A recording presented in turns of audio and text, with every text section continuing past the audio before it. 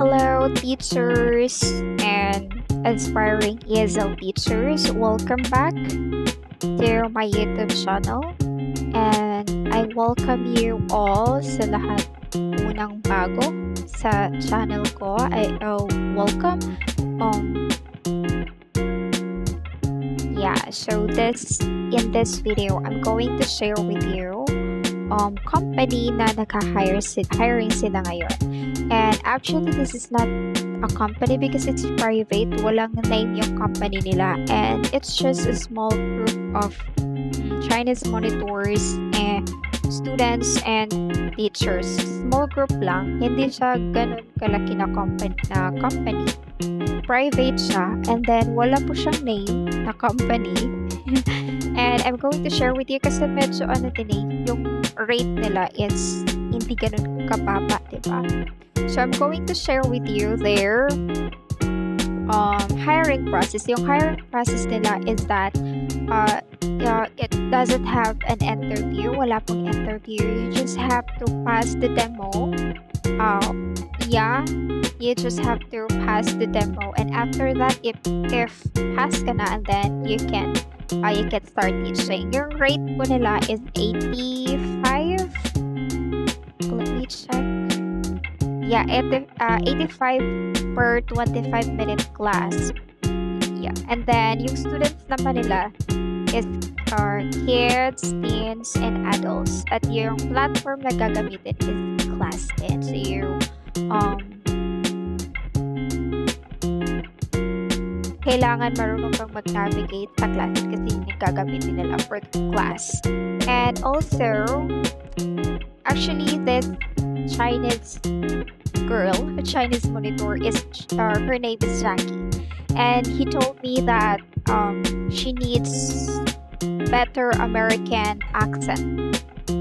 Yeah, so yun yung requirement talaga niya for sa application. So, ang gagawin mo lang is you have to submit your introduction video and then your resume, and after that, they will give you a schedule for the demo. So, yun lang. Sa demonstration is kailangan niya is American accent. Yeah, kailangan niya yun. And then, let me give you the tips on how to pass the demo. Ang sa demo, let me share first my class because I'm gonna show you how to pass and how to do that. So let me share. Ang gagawin mo lang during your demo, kasi I think lang naman 15 minutes ata yung demo ay ganun. So let me share for you. For example, I will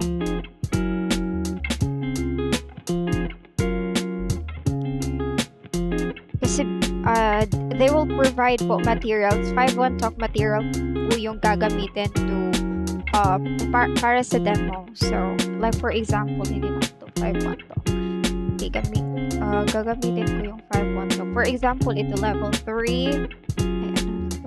Sige. Level 3. So, for example, ito yung material. Review na to. Sige lang. For example, ito yung gagamitin. So, let's say, for example, wag yan. Ano ba talaga? Dito na lang. I have many ways. So, for example, this will be the material that she gave it to you. So, for example, I have many toys. So, ito pa lang. Kailangan yung student mo is siya yung magbabasa ng title. Hindi ikaw yung magbabasa. And then, like for example here, you have to expand. For example, itong material to is for like 1 minute. Ganun siya. So, kailangan mo siyang i-expand. And then, like for example, what can you see? What can you see in the pictures? Are there many toys? Ganon. And then, let your student read this. Let your student read the title. Pag hindi sila marunong magbasa. Like for example, hindi nila nabasa tong word na have. So, you have to correct them. Kailangan talaga sila yung una. Kasi, yung may iba kasi na mga, like for example, kasi iba, they have different parang qualifications. So, and there are also na para si teacher. So, minsan, usually, the teacher will read the title. So, sa demo, sa kanya ni Miss Jackie, let your student will read first the title, or read first the sentence or the words. So, let your student do that first. And then, if hindi nila mabasa, you have to correct for them. Like, ganyan. And then, for example, ito. So, usually, in my class ngayon, so I will be the one to read this one. So, in this lesson, you are going to learn how to talk about the toys you have. So, sa kanila, kay Miss Jackie, hindi ako yung magbabasa. Yung student nila, so they are the one to read, parang student-centered talaga. Like, sila talaga yung magbabasa and everything. So, ikaw lang na teacher, ang gagawin is to guide them, to correct them the words that hindi nila nabasa ng maayos, or pronounce the word na hindi nila na-pronounce ng maayos. Ganyan lang yun sa demo.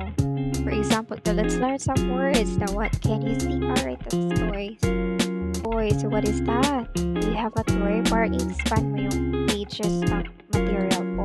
And then here, yeah, so let your student read first, and then if hindi nila nabasa ng maayos or they didn't pronounce it properly, so you have to correct for them. Actually, yun lang naman yung step. So, if you wanted to apply kay Miss Jackie, just let me know. Just comment or just message me in my Facebook account so that I can give you the class in QR code, kasi doon kayo magpapasa ng resume and introduction video, at doon din kayo mag-demo. So just let me know if you wanted to apply, then I'll gonna give you the class in QR code. So thank you so much, and I hope this video nakakatulong po sa lahat ng naghahanap ng na ESL opportunity na hiring. So thank you so much, and if you have any questions or clarification, just let me know. Just leave a comment or message me in my Facebook account. Thank you so much, and that's it. Have a great day and happy teaching.